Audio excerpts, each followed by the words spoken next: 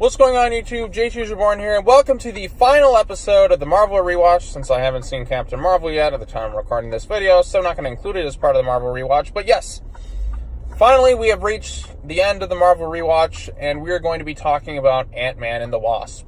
Now, I have a review on this that I posted, last year, and even in my initial viewing, I didn't really care for this one all that much. It just felt like such a downgrade from Black Panther and Infinity War, but upon rewatching it, maybe rank it around the same as Black Panther, but there's a lot more weight to that film, and Infinity War is just an all-timer for me that this film just can't possibly deliver. Like, I remember this one came out, some people were like, oh, it's a much-needed palate cleanser after that. I'm like, what the fuck? Infinity War is the palate cleanser.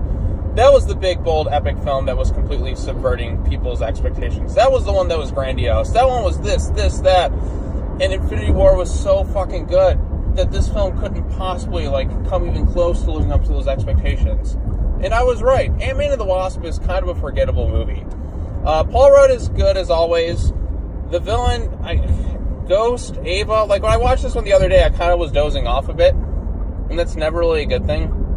Whereas Infinity War, if I watch it, even if I'm super tired, I'm still, somewhat into the movie.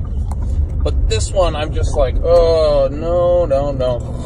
Ant-Man and the Wasp. The so-so mediocre MCU film. So the plot of this one is it's 2 years after Civil War. Stephen Lang is there. Dr. Pym and Hope got outed based on Hank going to Germany to help fight against the Avengers.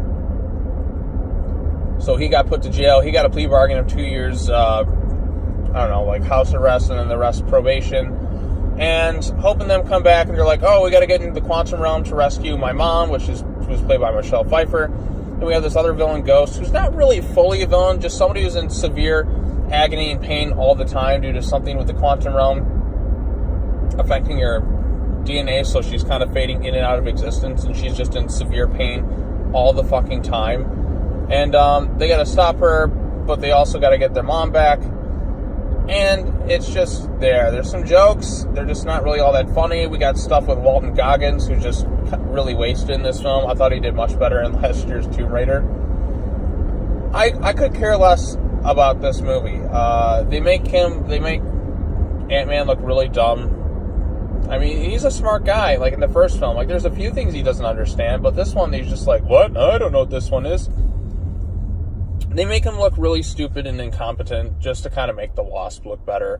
I mean, it's fairly obvious what they're doing. I guess his chemistry with Evangeline Lilly's fine.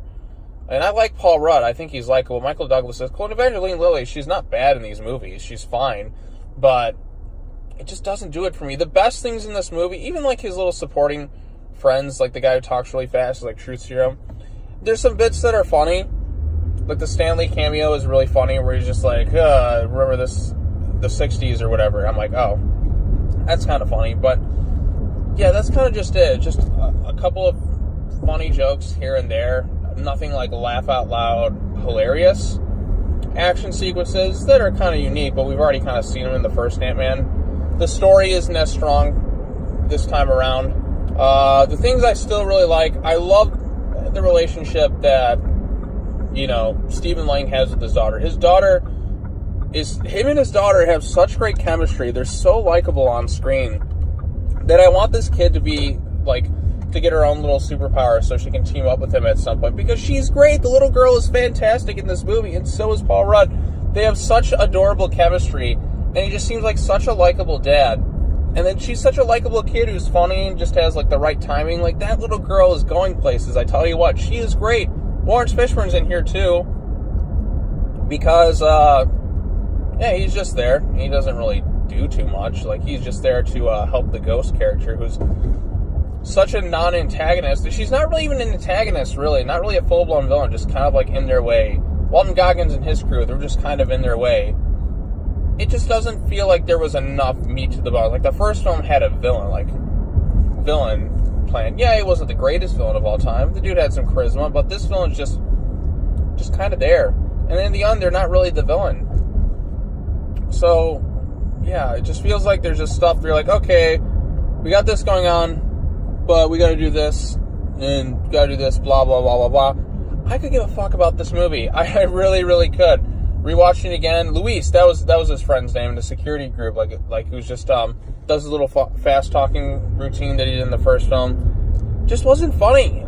It was funny like the first time around, but like the second time around, it just wasn't clicking for me. Like, I mean, there's a few jokes I could laugh at, but overall, I'm just like, eh. That's kind of how I feel about this movie. It's just an so-so film. I like the first Ant-Man a lot more. There's a lot of been there, done that with this one, just with the Wasp. I guess he goes Giant Man, that's different. But then again, we saw that done much better in Civil War. I tell you what, it's the Russo brothers. The Russo brothers have this effect on these characters where they just nail them better than pretty much anyone else who tackles them, except for the Hulk so far. But then again, I guess that's part of his arc. So they'll probably try and redeem him in Avengers Endgame. But yeah, the villain's weak. The other villains are that they're just kind of chasing around for Quantum Realm stuff with Walton Goggins and all that. That's pretty weak and lackluster. Just everything in this film is just lackluster. The only stuff I really like are Paul Rudd and the scenes with his daughter. That's about it. It's just a goofy comedy with humor that doesn't really always land. The first Ant-Man film is a much better movie. I feel like people are going to come away with watching the other one looking more satisfied than this film. I don't know. That's just me. I really like the first Ant-Man, but this one I could care less about. And yeah, I don't really know. It's not very good to me. It's okay at best. I can watch it maybe once, but then like when I was rewatching, like, can I just put on Infinity War again? I think too, what hurts it a bit is the placement of it, because it came right after Infinity War. If this came out like Phase 1 or 2, it would be like a so-so forgettable type movie that people can put on. But because it comes out right after a film as good as Infinity War, this film it struggles. It really struggles to compete on that level. And I know that's not the point. It's not trying to be as grandiose as a smaller movie, but I don't know. The first Ant-Man came out after Age of Ultron, and that one worked out okay. But this one comes out right after Infinity War, and just turns out to be a very lackluster movie. So, yeah, I guess this ends the Marvel rewatch, because next I'm going to watch Captain Marvel. You know, I don't know if I'll include that in the Marvel rewatch. So, if this is truly the end, I thank all of you so much for joining me on this quest to rewatch and revisit all the Marvel Cinematic Universe films. It's been a fun time. It was nice to go back and watch a lot of these movies that I haven't seen in a few years. Some of them don't quite hold up so well. In fact, a lot of them aren't very good upon rewatching. But, you know, I had fun. I don't think I'll be rewatching the MCU anytime soon. I'll probably just watch the ones that I really like. But it was a fun experience, and I really appreciate going through and taking a look at these films and seeing how they hold up and talking about some Marvel stuff. So, thank you all so much for joining me along this journey. Come back next time as, I don't know if I'll be reviewing Captain Marvel and posting it right away, or if I'll be posting it, like, upon a certain time in the rewatch. I don't know for sure yet, but we'll just have to wait and see. So, I'm going to leave you all here. I'd say check out the movie, but I don't really recommend it. So, yeah, I guess skip Ant-Man and the Wasp. But go see Avengers Endgame. That movie's going to be fucking great.